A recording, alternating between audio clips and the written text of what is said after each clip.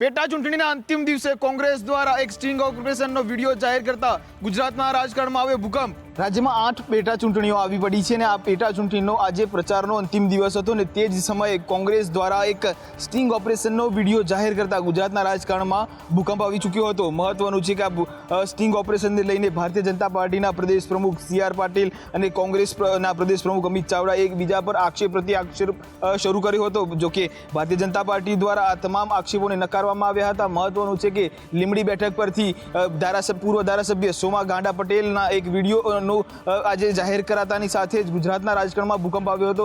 વિડીયોની જો વાત કરવામાં આવે તો વિડીયોની અંદર ચૂંટણી સમય રાજ્યસભાની તે વખતે જ્યારે ખરીદ વેચાણની સમગ્ર બાબત હતી એ આ વિડીયોની અંદર સ્પષ્ટપણે જોવા મળી હતી। જોકે આ તમામ આક્ષેપોને લઈને ભારતીય જનતા પાર્ટી દ્વારા તમામ આક્ષેપો નકારવામાં આવ્યા। સબ સલામતના દાવા વચ્ચે અમદાવાદના બાપુનગર વિસ્તારમાં ફાયરિંગની ઘટના આવી સામે ઘટનાની ગંભીરતાથી લઈને સ્થાનિક પોલીસે ગુનો નોંધી શરૂ કરી તપાસ। સબ સલામતના દાવા વચ્ચે અમદાવાદના બાપુનગર વિસ્તારની અંદર મોડી સાંજે ફાયરિંગ કરવાની ઘટના જે છે પ્રકાશમાં આવી હતી। ઘટનાને ગંભીરતાથી લઈને બાપુનગર પોલીસ સહિત ઉચ્ચ અધિકારીઓનો કાફલો ઘટના સ્થળે પહોંચી ગયો હતો। મહત્વનું છે કે અંગત અદાવતની અંદર આ ફાયરિંગ થવાનું પ્રાથમિક તપાસની અંદર સામે આવ્યું હતું। ગૌરવ ચૌહાણ નામના ઈસમે ફાયરિંગ કરી ફરાર થયા હોવાની વિગતો સામે આવી હતી। તો સામે અશોક ગોસ્વામી નામના શખ્સ પર ફાયરિંગ કર્યું હતું, સાથે તલવારથી સામસામે હુમલો પણ કરાયો હતો।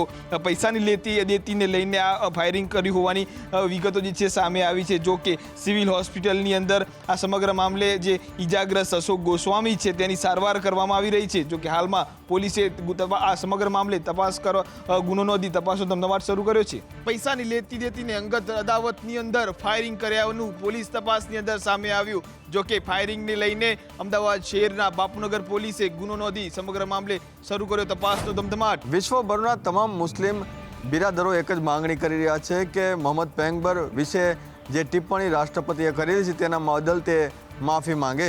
ફ્રાન્સના રાષ્ટ્રપતિ મેક્રોને કરેલી મોહમ્મદ પયગંબર વિશેની ટિપ્પણીને લઈને વિશ્વભરના મુસ્લિમ સમુદાયમાં રોષ દેખાઈ રહ્યો છે, પરંતુ હજુ સુધી રાષ્ટ્રપતિ મેક્રોને આ માફી માંગી નથી, જેના લીધે દરેક જગ્યાઓ પર આ રીતે વિરોધ પ્રદર્શન થઈ રહ્યું છે। જુહાપુરાના મુખ્ય 4 રસ્તાઓ પર પણ રોડ રસ્તાની ઉપર જ પોસ્ટર લગાવવામાં આવ્યા હતા, જ્યાં લોકો આ પોસ્ટરની ઉપરથી પસાર થઈ રહ્યા હતા, વાહનો ચાલી રહ્યા હતા અને એક રીતે પોતાનો જે ધાર્મિક લાગણી જ્યારે દુભાણી છે તેને લઈને પોતાનો રોષ છે તે વ્યક્ત કર્યો હતો। ફ્રાન્સના રાષ્ટ્રપતિ મેક્રોને કરેલી ધાર્મિક ટિપ્પણીને લઈને વિશ્વભરમાં રોષ દેખાઈ રહ્યો છે, ત્યારે અમદાવાદના જુહાપુરા વિસ્તારમાં પણ રાષ્ટ્રપતિ મેક્રોનના પોસ્ટર રોડ ઉપર લગાવીને વિરોધ દર્શાવવામાં આવ્યો હતો। સુરત શહેરમાં IPL ઉપર ઓનલાઈન સટ્ટો રમતા રત્ન કલાકાર તો ઝડપાયા છે, પરંતુ એકને વોન્ટેડ જાહેર કરવામાં પણ આવ્યો છે। કતારગામ પોલીસને બાતમીના આધારે પોલીસે દરોડા પાડ્યા હતા અને રત્ન કલાકાર મહેશ ધીરુભાઈ બોરિયા ને મોબાઈલ ફોનમાં ગેલેક્સી EXCH99 નામની વેબસાઇટ પર બુકી દ્વારા આપવામાં આવેલા ID પાસવર્ડનો ઉપયોગ કરી IPLની મુંબઈ ઇન્ડિયન્સ અને દિલ્હી કેપિટલ વચ્ચેની લાઈવ ક્રિકેટ મેચ પર ઓનલાઈન સટ્ટો રમતા રંગે હાથ ઝડપી પાડવામાં આવ્યા છે।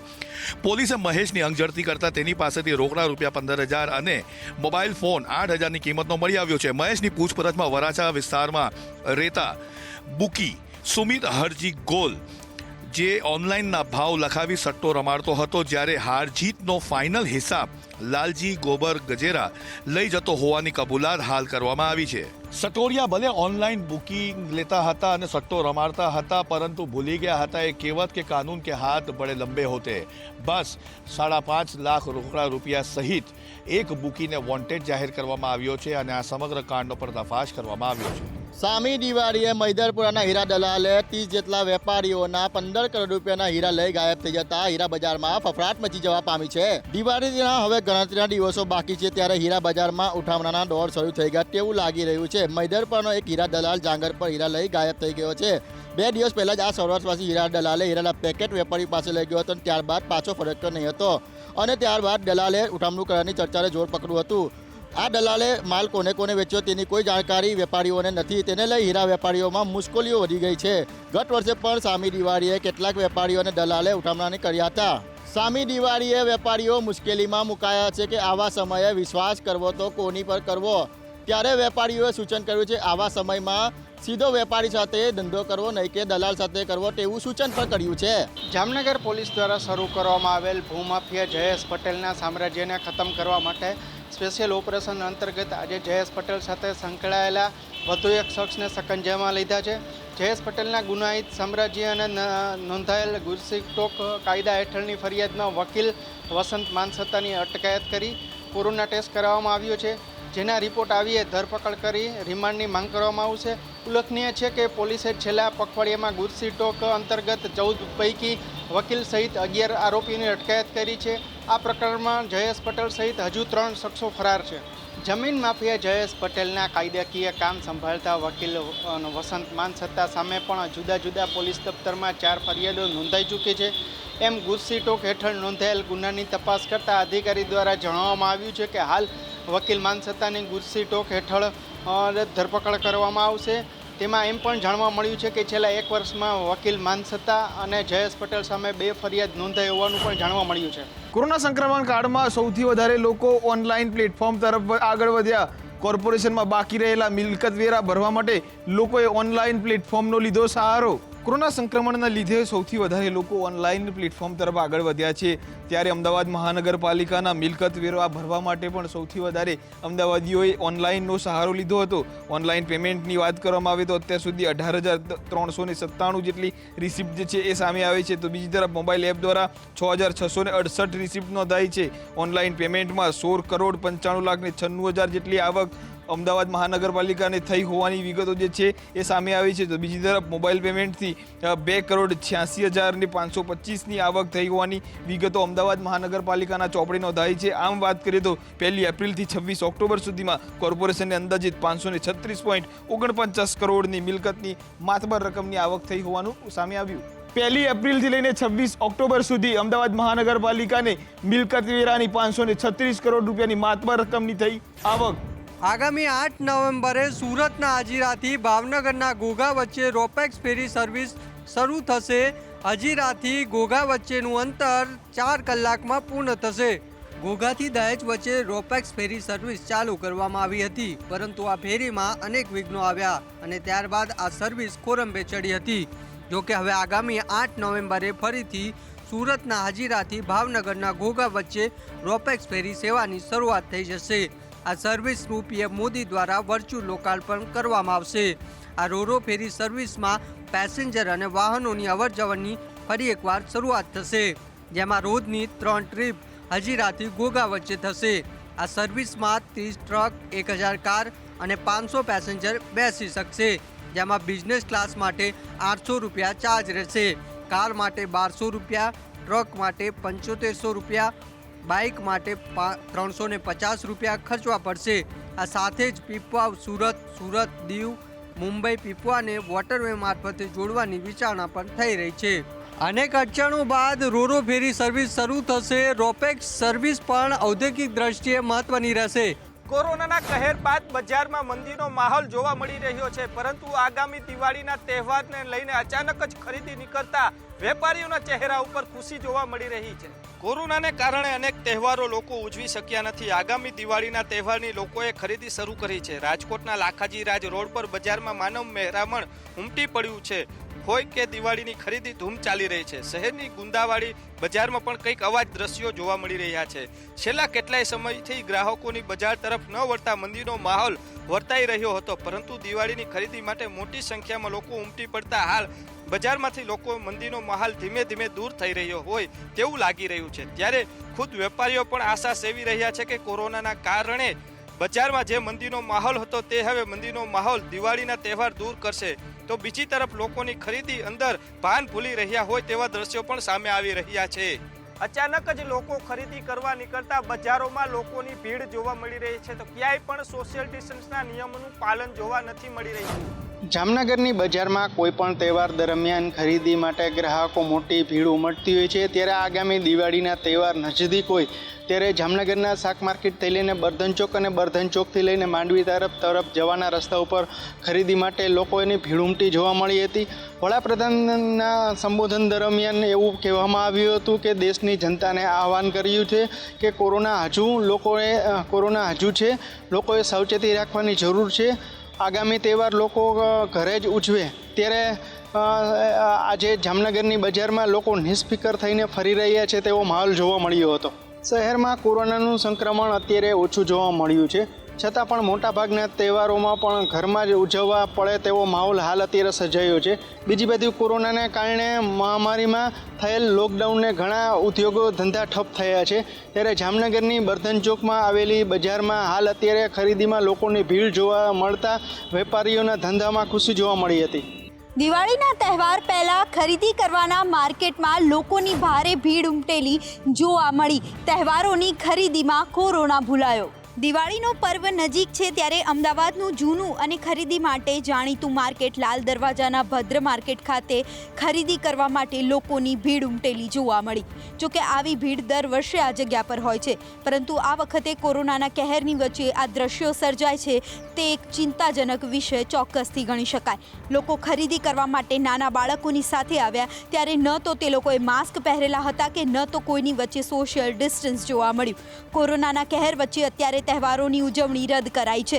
રથયાત્રા આ વખતે નથી નીકળી શકી કે ન તો નવરાત્રિના પર્વની ઉજવણી થઈ છે. ત્યારે આવનારું નવું વર્ષ દિવાળીની ખરીદીની ગેલમાં લોકો એવા ઉમટ્યા કે તેઓએ કોરોનાનો કહેર છે તે પણ તેઓ ભૂલ્યા. લોકો નવા વર્ષ દિવાળીના પર્વની ખરીદીમાં એવા મશગુલ જોવા મળ્યા કે તેઓ પોતાની સાથે નાના બાળકોના સ્વાસ્થ્યની પણ ચિંતા ન કરી, અને આવી સ્થિતિ ન ફક્ત અમદાવાદ પરંતુ સમગ્ર રાજ્યમાં જોવા મળી. કોરોનાના કાળમાં ફરી એક વખત જીએમડીસી ગ્રાઉન્ડમાં યુવાનોની ભીડ એકઠી થઈ. કોરોનાનો ડર જ ન હોય તેમજ ક્રિકેટ રસિયાઓ સોશિયલ ડિસ્ટન્સનું ભાન ભૂલ્યા. રવિવાર હોવાથી અમદાવાદના જીએમડીસી ગ્રાઉન્ડમાં યુવાનોનું ટોળકી ફરી એકવાર એકઠી થઈ છે. એક બાજુ કોરોના મહામારી ચાલી રહી છે ત્યારે અહીંયા યુવાનો ભાન ભૂલી અને ક્રિકેટ રમી રહ્યા છે. દર સપ્તાહે અહીંયા આગળ મોટી સંખ્યામાં યુવાનો આવી જાય છે અને મનોરંજનની લાઈમાં કોરોનાને આમંત્રણ આપી કોરોનાની ગાઈડલાઇનનું સરેઆમ ઉલ્લંઘન કરી રહ્યા છે. અને તંત્ર પણ જાણે આંખ આડા કાન કરી રહ્યું છે તેમ આ યુવાનો સામે કોઈ પણ કાર્યવાહી કરતી નથી. ક્રિકેટ રમનાર અને કોઈ પણ યુવાન માસ્ક પહેર્યા વગર જ અને સામાજિક અંતર શું કહેવાય એ યુવાનોને શીખવાડવાની જરૂર છે. અહીંયા જો એક વ્યક્તિ પણ કોરોના સંક્રમિત હોય તો તેમાં યુવાનોને સાથે સાથે તેમના પરિવારજનોને મુશ્કેલીમાં મૂકી શકે છે. કોરોનાના કાળમાં યુવાનો રમત રમવાના ચક્કરમાં પોતાના જીવન સાથે જ રમત રમી રહ્યા છે અને આવી બેદરકારી જ આગામી દિવસોમાં કોરોનાના સંક્રમણને નોતરું આપી રહી છે. કાંકરિયા લેક ફ્રન્ટ આજથી મુલાકાતીઓ માટે શરૂ કરાયું. 7 મહિના બંધ રહેલ નોક્ટર્નલ ઝૂ, બલૂન તેમજ ફૂડ કોર્ટ આજથી મુલાકાતીઓ માટે કોરોનાની ગાઈડલાઈન મુજબ શરૂ થશે. અમદાવાદની આગવી ઓળખ એ કાંકરિયા લેકથી થાય છે, પરંતુ 7 મહિના બંધ રહેલું કાંકરિયા લેક હવે અનલોક 5ની ગાઈડલાઈન મુજબ મનોરંજન માટે ખુલ્લું કરવામાં આવ્યું છે. કાંકરિયા લેક ફ્રન્ટ પર nocturnal zoo, balloon, food court, kid city શરૂ કરવામાં આવી રહ્યું છે. 2 મોટા એમ્યુઝમેન્ટ પાર્ક અને અટલ ટ્રેન હજુ સુધી શરૂ કરવાની કોઈ પણ પરવાનગી આપવામાં નથી આવી. કાંકરિયા પરિસરમાં અમદાવાદ મહાનગરપાલિકાને વાર્ષિક 7 કરોડની આવક થતી હોય છે, પરંતુ 7 મહિના બંધ રહેલ કાંકરિયા પાર્કને 6 કરોડથી પણ વધુનું નુકસાન ભોગવવાની વારું મનપાને તિજોરીને આવી છે. તમામ ડિસ્ટન્સ મેન્ટેન થાય તે માટેની કામગીરી કરવામાં આવી છે અને કોરોનાના તમામ ગાઈડલાઈને મૂકવામાં આવી છે, જેનું પાલન કરીને જ લોકોને પ્રવેશ મળશે. અમદાવાદીઓના મનોરંજન માટે તમામ કોરોનાની ગાઈડલાઈન મુજબ કાંકરિયાને ખુલ્લું મૂકવામાં આવ્યું છે, પરંતુ હજુ સુધી એમ્યુઝમેન્ટ પાર્ક તેમજ અટલ ટ્રેન છે તેને કોઈપણ પ્રકારની મંજૂરી મળી નથી. સુરત શહેરના 41 વર્ષીય દર્દીએ 32 દિવસ આઈસીયુમાં રહી 97 દિવસ સિવિલમાં સારવાર લેવા બાદ કોરોનાને માત આપી છે. છેલ્લા 7 મહિનાથી નવી સિવિલ હોસ્પિટલમાં કોરોનાના પીડિત દર્દીઓની સારવારમાં વ્યસ્ત તબીબો, નર્સિંગ સ્ટાફ, પેરામેડિકલ સ્ટાફે દર્દીઓને કોરોના મુક્ત કરવામાં મોટું યોગદાન આપ્યું છે. ઉમરા ગામના 41 વર્ષીય કેતનભાઈ ઉમરીગરને 97 દિવસની લાંબી અને જહેમતભરી સારવાર બાદ સ્વસ્થ કરવામાં સફળતા મળી છે. કેતનભાઈનું સ્વસ્થ થવું એ ચમત્કારથી કમ નથી. તેમના મુજબ ઈરાદા અને સિવિલના તબીબોની મહેનતના પરિણામે આખરે તેઓ કોરોનાને શિષ્ક આપી ઘરે પરત ફર્યા છે. પરિવાર સાથે પુનઃ મિલન થવાની ખુશી ઉમરીગર પરિવાર કરતાં નવી સિવિલના તબીબ સ્ટાફમાં વધુ જોવા મળી છે. રાજ્યના આરોગ્ય વિભાગના સહકારથી સુરતના આરોગ્ય તંત્રને મોટી સિદ્ધિ હાંસિલ થઈ છે. શહેરના નારોલ વિસ્તારમાં મોડી રાત્રે જિંદાલ નામની કંપનીમાં આગ લાગતા મચી અફરાતફરી. ફાયર વિભાગને જાણ કરતા ફાયરની વિવિધ ટીમો ઘટના સ્થળે પહોંચી કરી કાર્યવાહી. અમદાવાદના નારોલમાં મોડી રાત્રે જિંદાલ નામની કંપનીની અંદર ભીષણ આગ લાગવાની ઘટના જે છે એ પ્રકાશમાં આવી હતી. જો કે ઘટનાની જાણ ફાયર વિભાગને કરતા જ ફાયર વિભાગની વિવિધ 100 જેટલી ટીમો જે ઘટના સ્થળે પહોંચી ગઈ હતી. આગનું વિકરાળ સ્વરૂપ ધારણ કરીને જોતાની સાથે જ ફાયર વિભાગ દ્વારા સમગ્ર 16 ટીમોને અલગ અલગ વિસ્તારની અંદર કોર્ડન કરવામાં આવી હતી અને ત્યારબાદ સમગ્ર જે કંપની જે આગની અંદર લપેટાયેલી હતી તેને મુક્ત કરાવી હતી. જો કે મહત્વનું છે કે આ આગ લાગવાને કારણે કોઈ જાનહાનિ ન થયાના સમાચાર સાંભળતાની સાથે જ ફાયર વિભાગ અને તંત્રએ હાશકારો લીધો હતો. મોડી રાત્રે આગ લાગતાની સાથે જ જિંદાલ કંપનીમાં અફરાતફરીનો માહોલ જોવા મળ્યો હતો. ફાયરની 100થી પણ વધારે ટીમો ઘટના સ્થળે પહોંચી આગ પર મેળવ્યો હતો કાબુ. મગફળીના પાકમાં થયેલા વધારાને લઈને ભાવનગરના માર્કેટિંગ યાર્ડમાં આજથી 3 દિવસ માટે થઈને મગફળી લાવવા ઉપર પ્રતિબંધ મૂકવામાં આવ્યો છે. ખેડૂતોએ આ વખતે વરસાદના પાકમાં વાવેતરમાં મગફળી, કપાસ અને ડુંગળી જેવા વાવેતરોનું વાવેતર કર્યું હતું, જેમાં મગફળીનું વાવેતર સૌથી વધુ પ્રમાણમાં જોવા મળ્યું હતું. ખુલ્લી હરાજીમાં જે મગફળીના ભાવો જે રીતે વધી રહ્યા છે ત્યારે ખેડૂતો પોતાનો માલ ઊંચા ભાવે વેચવા માટે થઈને માર્કેટિંગ યાર્ડ ખાતે મગફળીઓ લાવી રહ્યા છે. ત્યારે જે સરકારના ટેકાના ભાવે જે મગફળીઓ વેચાઈ રહી છે તેના કરતાં થોડા વધારે રૂપિયા મળતા માર્કેટિંગ યાર્ડમાં માલનો ભરાવો થઈ જતાં માર્કેટિંગ યાર્ડના સત્તાધીશોએ 3 દિવસ માટે થઈને ભાવનગરની યાર્ડમાં નવી મગફળી ન લાવવા માટેનો આદેશ ફરમાવ્યો છે. ટેકાના ભાવ કરતાં ખુલ્લી બજારોમાં જે મગફળીના ભાવો મળી રહ્યા છે તેને લઈને ખેડૂતો ખુલ્લી હરાજીઓમાં મગફળી વેચવાનો આગ્રહ રાખતા હોય છે, જેને લઈને યાર્ડમાં મગફળીનો ભરાવો થઈ જતાં 3 દિવસ માટે થઈને યાર્ડમાં મગફળી ઉપર પ્રતિબંધ મૂકવામાં આવ્યો છે. બટેટાની આયાતને લઈને રાજકોટ ભારતીય કિસાન સંઘ દ્વારા વિરોધ કરવામાં આવ્યો. બટેટા ઉપર સૂત્રોચ્ચાર લખીને કર્યો વિરોધ. બટાટાની આયાતની સામે આજે રાજકોટમાં ભારતીય કિસાન સંઘે વિરોધ નોંધાવ્યો હતો. ભારતીય કિસાન સંઘના પ્રમુખ દિલીપ સખિયા અને ખેડૂતો બટાટા પર પિયુષ ગેહલોત કિસાનો કી સોચે અને પિયુષ ગેહલોત આયાત નીતિ બદલવાના સૂત્રોચ્ચાર લખ્યા હતા. બટાટાના બદલે શાકભાજી ખાઈ પણ લોકો જીવન ગુજારી શકે છે તેવું નિવેદન આપ્યું હતું. મહત્વનું છે કે 30,000 ટન બટાટાની આયાત કરવાથી સરકારની જાહેરાતને લઈને ખેડૂતોમાં રોષ જોવા મળી રહ્યો છે. બટાટાના આયાત અંકુશમાં રાખવા કેન્દ્ર સરકારે બટાટાની આયાત કરવાની જાહેરાત કરતા વિરોધનો શોર ઉઠ્યો છે. બટેટાની આયાતને લઈને હાલ તો કિસાન સંઘે સૂત્રોચ્ચાર કરી અને વિરોધ કર્યો છે કે આગામી સમયમાં ઉગ્ર આંદોલનની ચીમકી પણ ઉચ્ચારી છે. મહેસાણા શાક માર્કેટની અંદર બપોર બાદની જે હરાજી રદ કરવામાં આવી હતી એ હરાજી ફરીથી શરૂ કરાઈ છે. નોંધનીય બાબત એ છે કે કોરોના કાળ દરમિયાન છેલ્લા 6 મહિનાથી લોકડાઉનના સમયગાળા દરમિયાન બપોરની હરાજી છે બંધ કરવામાં આવી હતી. ખાસ વાત કરીએ તો જે લોકડાઉનના પહેલાના સમયની વાત કરીએ તો દિવસ દરમિયાન 2 વખત હરાજી થતી હતી, એક બપોરે અને એક સવારે.